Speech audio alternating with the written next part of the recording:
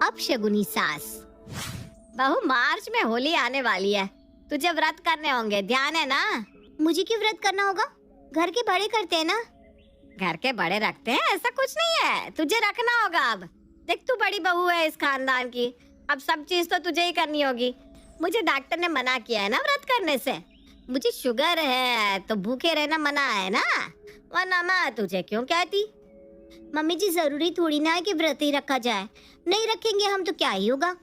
व्रत तो तुझे रखना ही होगा बहू, इसलिए तुझे 1 महीने पहले से बता दिया, हमारे घर की यही प्रथा है। ठीक है मम्मी जी, एक दिन मैं जैसे तैसे गुजारा कर लूंगी। कनिका का मुंह उतर जाता है और वो अपने कमरे में चली जाती है। इधर रागिनी रसोई में चली जाती है और गर्मा गर्म गुलाब जामुन खाने लगती है। शुगर, काहे का शुगर मुझे ये शुगर मेरा कर ही क्या सकता है। बहू के चेहरे का रंग देखने लायक था, व्रत के नाम पर कैसा हो गया था। बहू व्रत में रहेगी और मैं दबा दबा कर खाऊंगी दही बड़े होली पर। रागिनी को बस बैठे बैठे यही सोचता रहता कि किस तरह कनिका को परेशान किया जाए। अगले दिन रागिनी सुबह सुबह नाश्ते में कहती है, बहू कुछ चटपटा सा बना ले, आज कुछ अच्छा खाने को मन कर रहा है। हाँ मम्मी जी, मुझे भी ना कचौड़ी खाने का मन कर रहा है। ठीक है, तो बना ले कचौड़ी और साथ में आलू छोले की सब्जी। कनिका के मुंह से भी पानी आने लगता है, वो रसोई में चली जाती है। प्याज की कचौड़ी बना लेती हूँ, कितने दिनों से खाने का मन कर रहा है, लेकिन मुहूर्त ही नहीं जग रहा था। कनिका प्याज की कचौड़ी और आलू छोले की सब्जी बना लेती है। इधर रागिनी अपनी पड़ोसन शकुंतला को फोन करके कहती है, शकु, तुझे कचौड़ियों का बहुत शौक रहता है ना, आज मेरी बहू कचौड़ी बना रही है तो आजा, साथ में नाश्ता करेंगे। कचौड़ी? रागिनी, तुझे मेरा कितना ख्याल रहता है, मैं भी आ रही हूँ। शकुंतला रागिनी के घर आ जाती है। रागिनी कनिका से कहती है, बहू आज नाश्ता मिलेगा कि नहीं? शकु भी आई है, उसकी भी प्लेट लगा दो।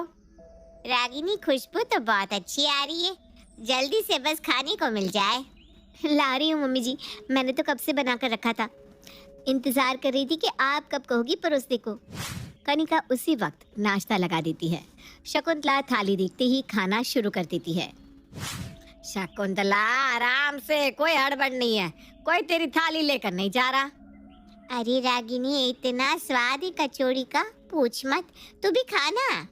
रागिनी कचौड़ी खा लेती है, उसके बाद गुस्से से कहती है, बहू तेरा दिमाग तो ठीक है, सुबह सुबह पहले प्याज खिला दिया, मैं सुबह में प्याज नहीं खाती, अब मैं भूखे रहूंगी। नहीं नहीं मम्मी जी, मैं कुछ और बना देती हूँ, मुझे लगा आपको प्याज की कचौड़ी पसंद है तो मैंने वही बना दी। रहने दे बहू, एक काम तुझसे ठीक से नहीं होता, मुझे कुछ नहीं खाना, सुबह सुबह मुंह खराब कर दिया। बहू रहने दे, तू नाश्ता कर ले, मैं तेरी सास को अपने घर में खिला दूंगी, ऐसे उदास होने की कोई बात नहीं है। पर कनिका तो रोती हुई अपना नाश्ता लेकर अपने कमरे में चली जाती है। मैंने इतने शौक से बनाया था, पता नहीं किस्मत ही खराब है मेरी, छोड़ो, कम से कम मैं ही खा लेती हूँ।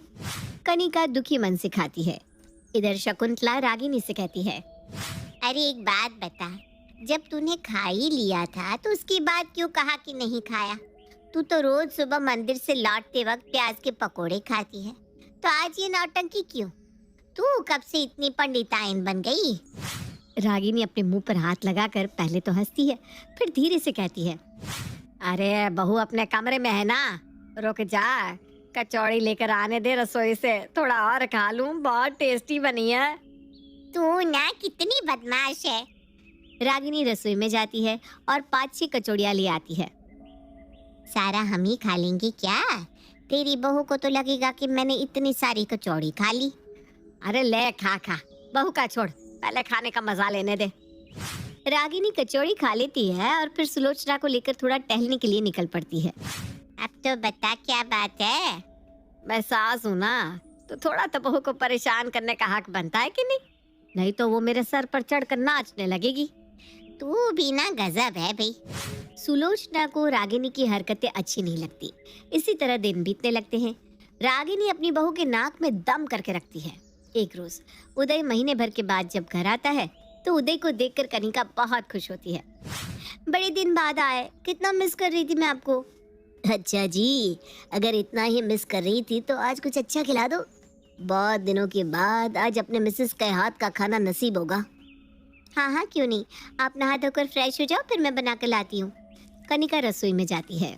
आज उदय की फेवरेट लिट्टी चोखा बनाती हूँ, उंगलियां चाट चाट कर खाएंगे।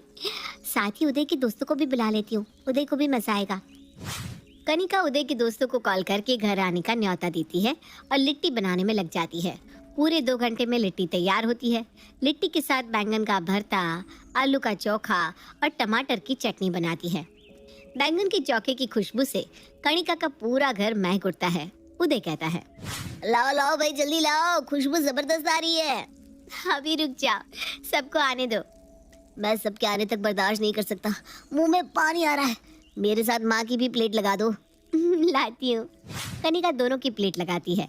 उदय तो लिट्टी चोखा देखकर टूट पड़ता है, लेकिन रागिनी प्लेट को हाथ तक नहीं लगाती और उठकर अपने कमरे में चली जाती है। ये माँ को क्या हुआ, खाए बिना ही चली गई? मुझे क्या पता, तुम्हारी माँ को रह रहकर क्या हो जाता है, बैठे बिठाए उन्हें परेशानी हो जाती है। उदय खा लेता है। उसके बाद रागिनी कनिका से कहती है, मैं सब सुन रही थी बहू, मम्मी जी को बैठे बिठाए कुछ हो जाता है, हैं? तू ना दिन देखती है ना महीना, कभी कुछ भी बना लेती है।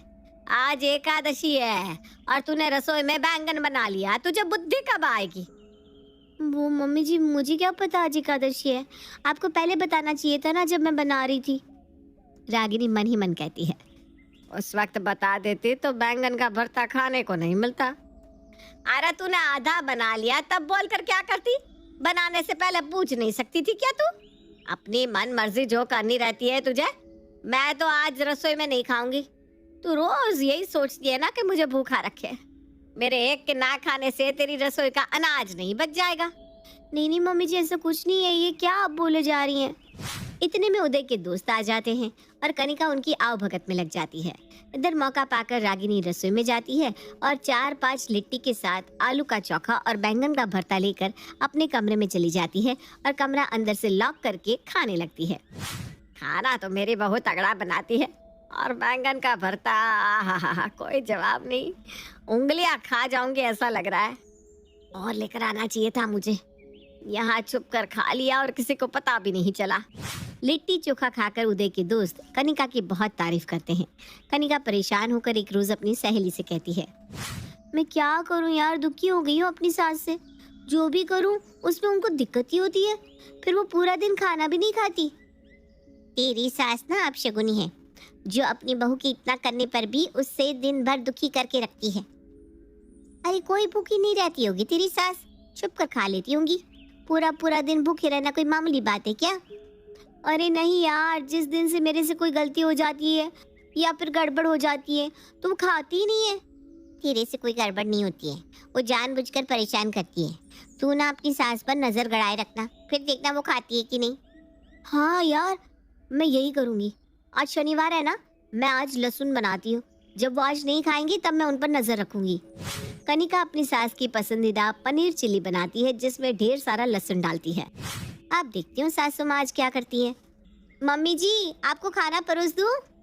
हाँ हाँ डाल दे बहू, फिर खा के थोड़ी देर में सो जाऊंगी। कनिका पनीर चिल्ली और फ्राइड राइस परोस देती है।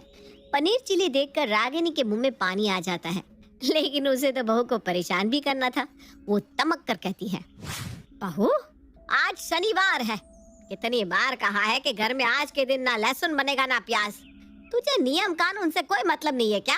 अपने साथ साथ मेरा भी धर्म भ्रष्ट कर रही है। जैसे लाई है वैसे उठा कर ले जा खाना।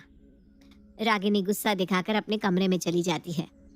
पनीर चिल्ली, उठने का मन ही नहीं हो रहा था, खुशबू से मन ललचा रहा था। रागिनी शांत शांत, बहू जैसे ही कमरे में जाएगी तू मौका देकर हमेशा की तरह रसोई में खाना खा लेना। कनिका अपने कमरे में जाने की एक्टिंग करती है। इधर रागिनी मौका देखकर रसोई में चली जाती है और दबा दबा कर पनीर चिल्ली खाने लगती है। कनिका, जो कि रागिनी पर नजर रखे हुई थी, वो भी रसोई में पहुंच जाती है और रागिनी को रंगे हाथों पकड़ लेती है। मम्मी जी, जब खाना ही रहता है तो इतना ड्रामा क्यों करती है आप? यही चीज आप बैठकर खा सकती हैं। सिर्फ मुझे सताने और ताने देने के लिए आप ये सब रायता फैलाती है ना। कभी सोचकर देखिएगा, अगर मेरी जगह आपकी बेटी हो और उसकी सास भी उसे ऐसे ही परेशान करे, उसके हर काम में नुक्स निकाले, तो आपको कैसा लगेगा? आप भी तो किसी की बहू हैं। आपके साथ तो दादी ने ऐसा कभी नहीं किया होगा। उन लोगों का सोचिए जिनकी बहू उन्हें सच में परेशान करती है। रागिनी का मुंह उतर जाता है, उसकी बोलती बंद हो जाती है। थोड़ी देर बाद वो कहती है, बहू मैंने गलत तो किया, लेकिन सच कहूँ मुझे ना ये सब करने में बहुत मजा आता है। तेरी बातें सुनकर मुझे बहुत बुरा भी लग रहा है कि मैंने तेरे साथ गलत किया। आपसे मैं तुझे परेशान नहीं करूंगी, तुझे जो जैसा करना हो करना बस। कनिका अपने कमरे में चली जाती है। अगले दिन रागिनी छुप छुप कर रसोई में खाती है, लेकिन बहू को परेशान नहीं करती। अब वो बेचारी भी क्या करे, अपनी आदत से मजबूर जो है। छुपा कर खाने का मजा ही कुछ और है।